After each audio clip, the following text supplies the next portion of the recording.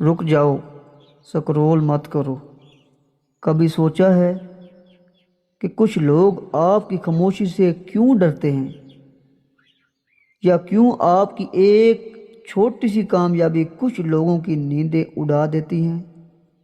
اصل طاقت جسم میں نہیں، اس خاموش اعتماد میں ہوتی ہے جو آپ کے اندر موجود ہے۔ آج بات ہوگی اس قوت کی جسے دنیا دیکھ تو سکتی ہے لیکن چھین نہیں سکتی۔ پہلا حصہ، خاموشی کی زبان، دی لینگویج آف سائلنس۔ بولنا سب کو آتا ہے، لیکن یہ جاننا کہ کب خاموش رہنا ہے ایک فن ہے۔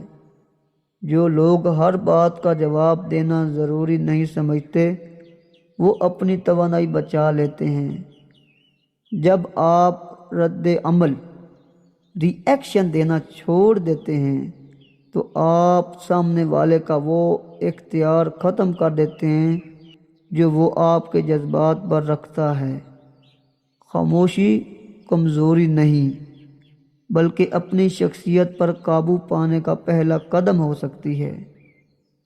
دوسرا حصہ، تنہائی کی اہمیت، دی پاور آف سولیٹیوڈ۔ اکیلا ہونا اور تنہا محسوس کرنا دو الگ چیزیں ہیں۔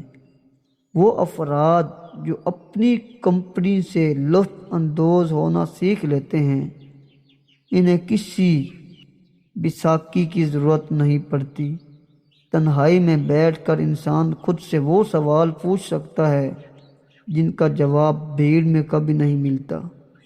یہ وہ وقت ہوتا ہے جب آپ کا ذہن نئے آئیڈیاز تخلیق کر سکتا ہے اور آپ کی سوچ میں گہرائی آ سکتی ہے۔ تیسرا حصہ، لوگوں کی تنقید کا سامنا۔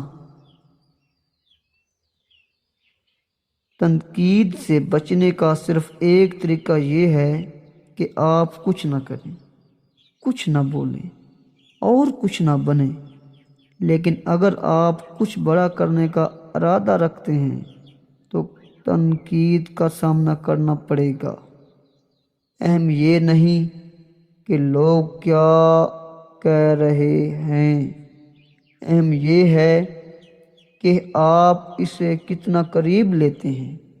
یاد رکھیں، جو درخت پھل دیتا ہے پتھر بھی اسی کو مارے جاتے ہیں۔ اپنی جڑوں کو اتنا مضبوط کریں کہ باہر کی کوئی بھی آندھی آپ کو ہلا نہ سکے۔ چوتھا حصہ، حقیقی شخصیت۔